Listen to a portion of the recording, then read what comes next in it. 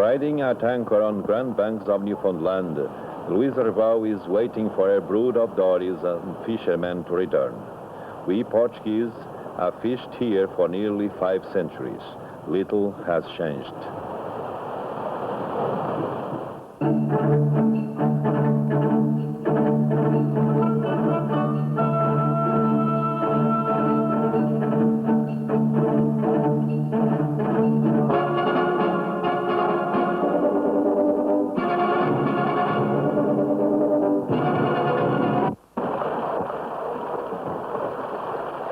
My name is António da Graça. I live in a little town in Portugal called Póvoa de Varzim. It is nearly 5 months since I left my home and went to Lisbon to join my ship, but I remember it well because it is the same every year.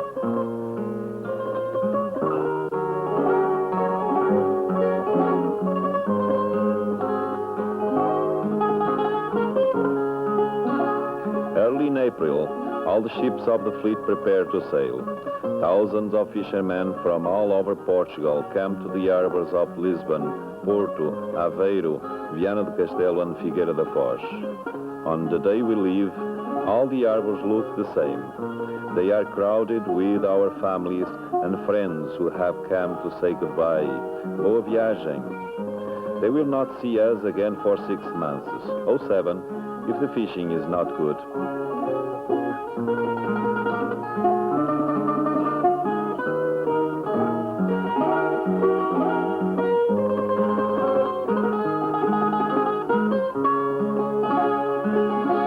It is hard to say goodbye when you are leaving for such a long time. Sometimes I think it would be easier if they did not come to see us off. They cry, but they know we must leave. It is our work.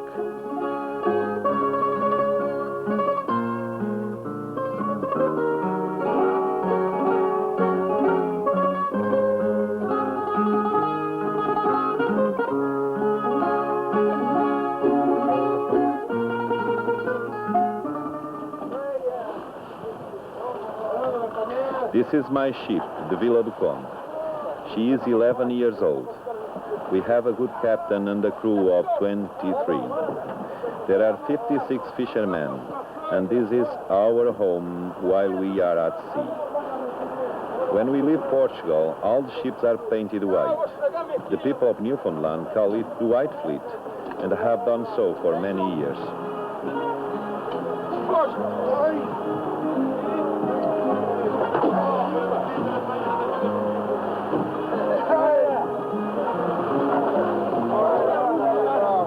We fish when the weather is good, and sometimes when it is not so good. Getting up at 3 or 4 o'clock in the morning is not very nice, but after we have eaten and get out in fresh air, we are eager to go. The dories are made ready and lowered into the water. The more fish we catch, the more money we get, so we try hard.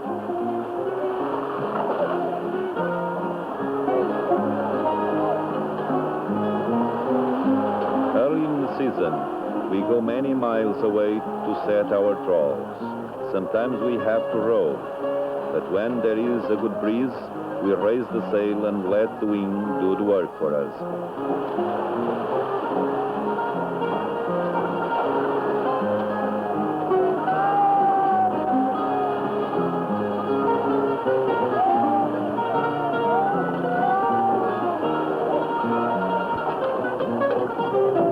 Today the weather is uncertain and Captain has told us to stay close to our ship. Usually each of us put out 5 or 6 trawls, but today, because we are so close together, we can only use a short line.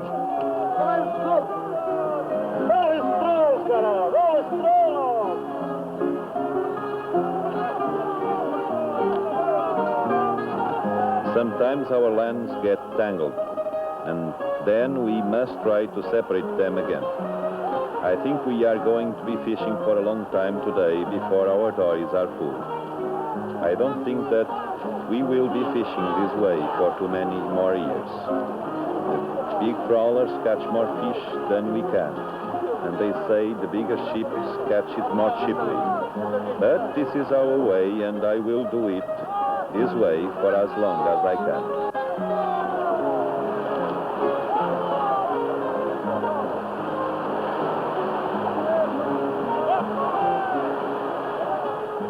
Our dories are good, strong boats, and we take good care of them. In a heavy sea, our lives depend on them. They are quite heavy and are about 15 feet long. When we go fishing, we take 2 oars and a spare in case we should lose one. We have a sail, a compass, a bailer, a bait box, and a basket to hold our trawl lines. These lines are about a quarter of a mile long, and we have 5 or 6 of them. We also take a lunch because when we leave the mother ship, we do not return until our dories are full or until the captain calls us. Sometimes when it is foggy and we cannot see our ship, each of us have a conch shell in our dory, which we blow so our captain will hear us and know where we are. When the weather is good for fishing, we must catch as much as we can. Often the sea is too rough, and then we have to stay on our ship. This happens many times, and then the day seems very long. We are uncomfortable because there is not much room for us to move around. But today we fish and we are satisfied.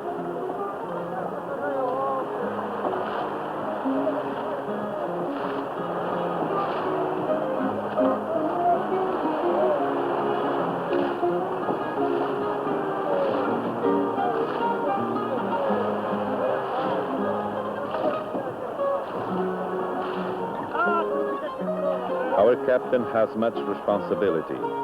There are 56 of us fishermen in his care, and he does not rest until we are all back on board. While we are gone, the deck is washed down. The captain dog, Laika, doesn't like water.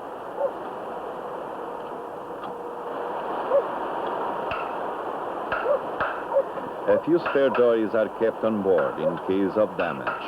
When a dory begins to leak, it is repaired by the ship's carpenter and made ready for sea again.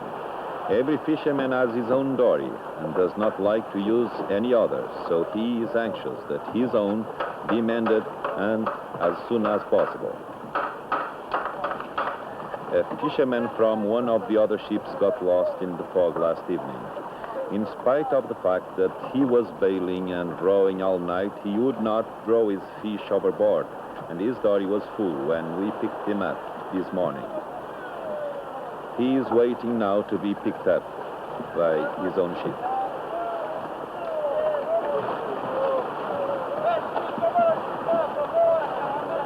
We have lots of company here today. We are fishing on Virgin Rocks, a favorite place this time of year. Besides of our own vessel, the Vila of Conde, there is the Dom Denise, Senhora da Vida, and Gazela.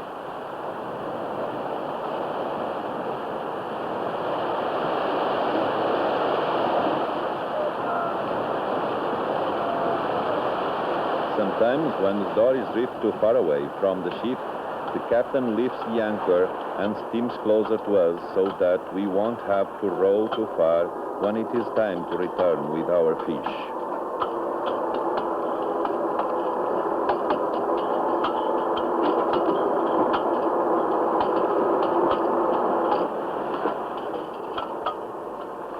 We are supposed to watch our ship as the day passes, so that we will see the signal flag when it is raised. When we see this flag, it means we are to return with our fish.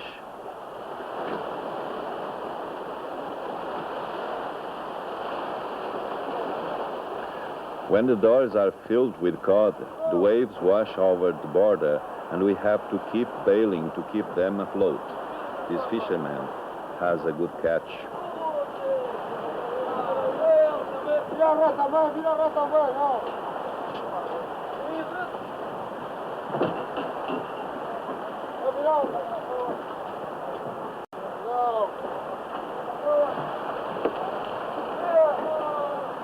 When the dories come alongside, The mate marks down how much fish each fisherman has in his boat.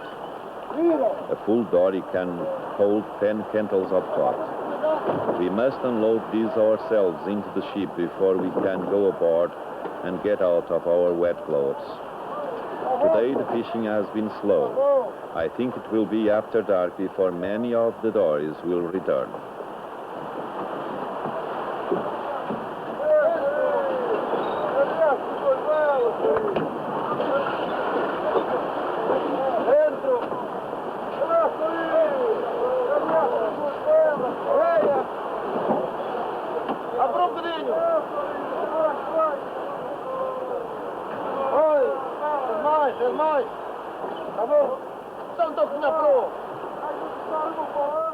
As it begins to get dark and more dories come back, the cooks begin to prepare our meal. We have been out since early this morning with just a lunch, so everyone is very hungry.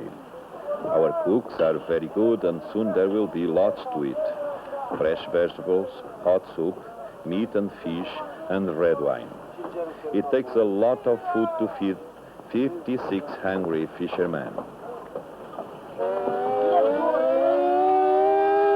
It is quite dark now, and the captain is beginning to worry because all his dories have not returned.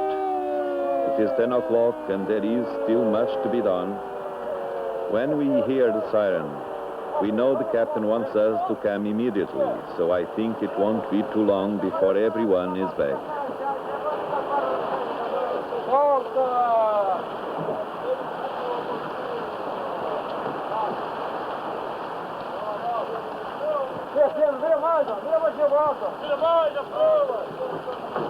Only 3 dories at a time on each side on the ship can unload their fish, so the others have to wait for their turn. As each dory is emptied, it is raised on deck and piled with the others until morning.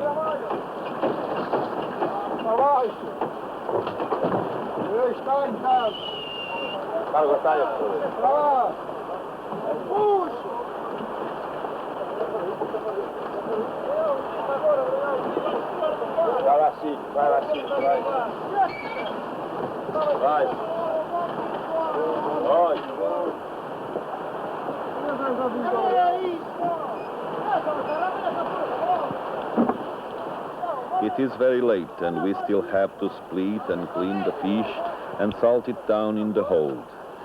But first we eat.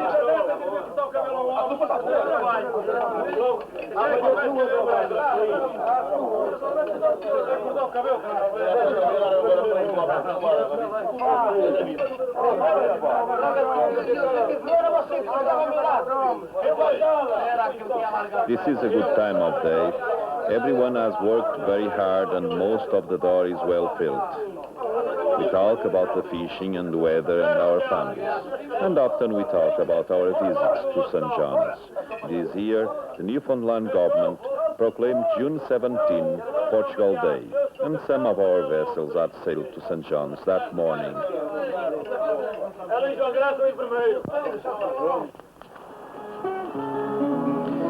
It is always a welcome sight to see the high hills at the entrance of the harbor and to sail through them to the sheltered water beyond.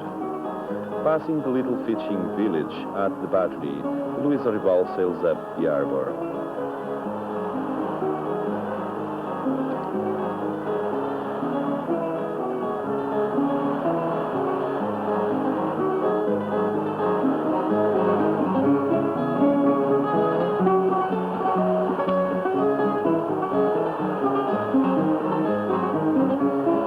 Many ships tied up on the south side. During the hurricane season, this is an excellent shelter for us to have until the danger at sea has passed. We come here fairly often during the summer months, and it is a pleasant change to get away from the ocean, if only for a day or so.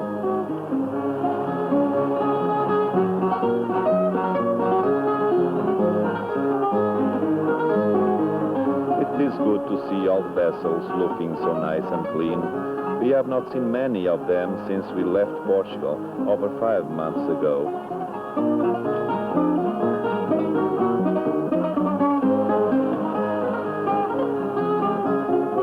A few friends see us and wave as we approach the wharf. Very soon we will tie up and go ashore and feel firm ground beneath our feet again.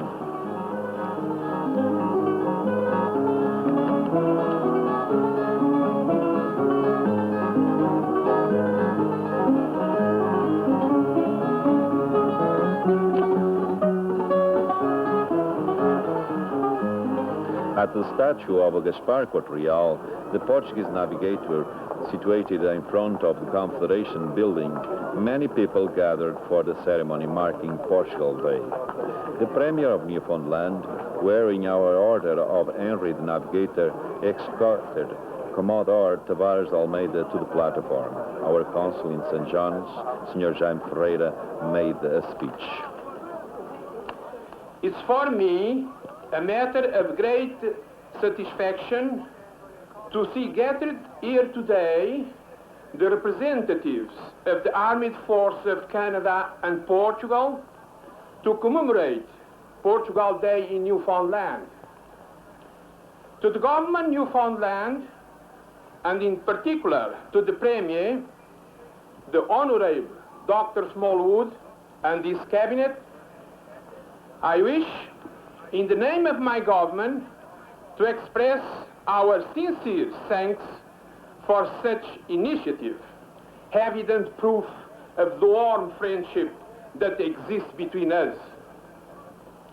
We must express our gratitude to the Admiral Henrique Tenreiro, as well as to the former ambassador to Canada, Dr. Eduardo Brazão, in having taken the initiative in offering this statue as a present to Newfoundland, as a token of appreciation and friendship between two countries.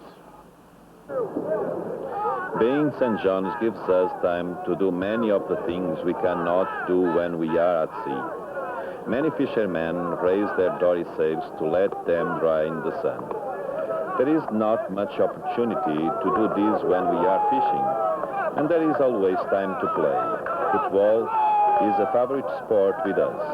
We used to play on the open fields in St. John's, but these are all gone now because the city is getting bigger all the time and houses are being built on all places where we used to go. While we play, supplies are brought aboard and other fishermen attend to little jobs they have been putting off until they have time.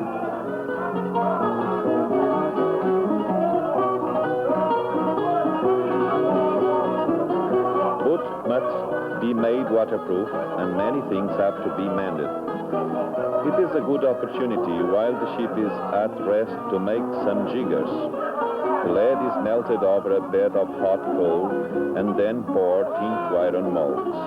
It does not take long to make them, and we use many when we are fishing.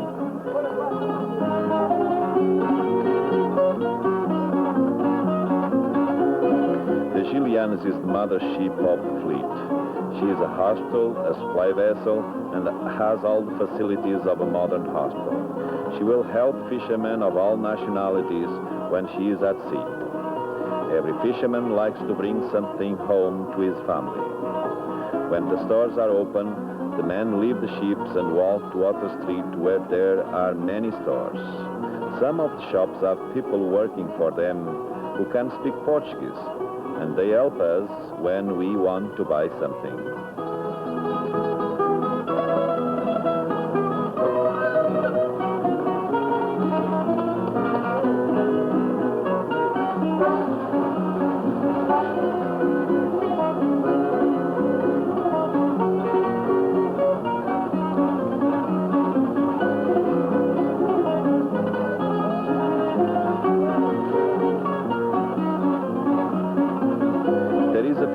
Center here where we can meet our friends from the other ships. Sometimes we spend a quiet afternoon or evening reading, and sometimes they have movies for us.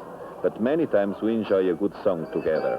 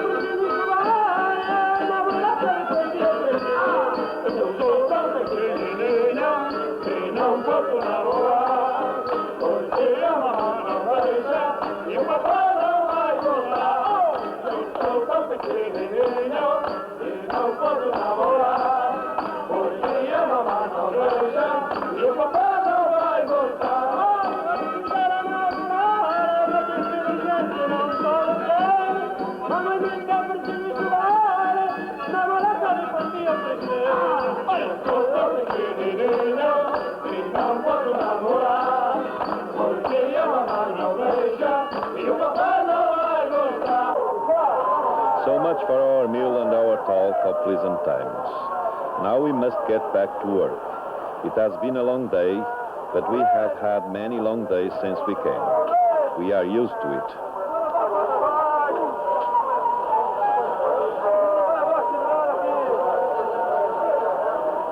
Everyone helps with splitting and cleaning the day's catch. On the open deck with the water rushing around our feet, we work until every fish is split, cleaned and salted down.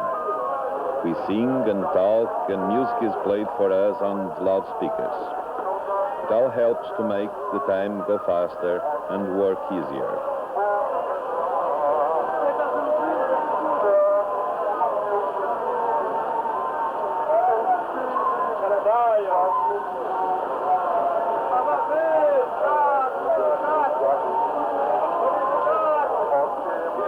When the cod is split, the backbone is removed.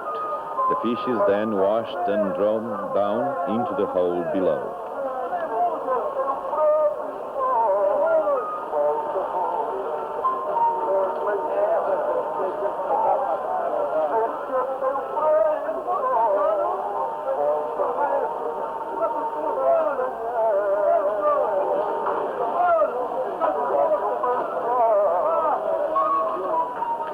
In the hold, the fish is laid flat and a handful of salt is spread over it. Gradually, the hold becomes fuller and fuller, and when it is filled, we can go home.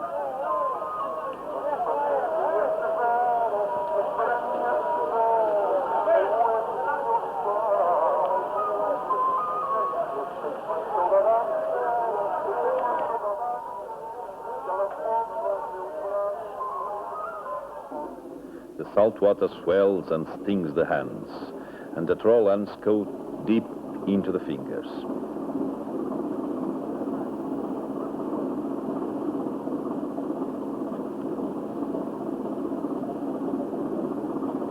When they become too painful, our male nurse tapes the cuts after disinfecting them and gives our arms a good massage to get the circulation going. We must be ready to do it all again tomorrow.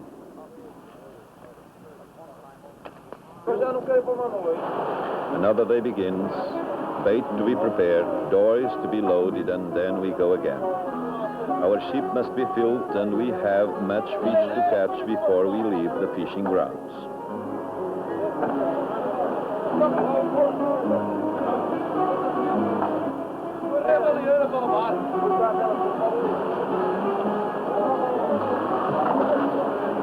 There is bad news this morning. One of the ships of our fleet, the Dondinese, is sinking. The weight of fish in her hold has opened the seams in her hull, and the sea is running in. They can do nothing to save her. They have set the Dondinese on fire. She cannot save and must be sent to the bottom as quickly as possible. To leave her drifting would endanger the other vessels.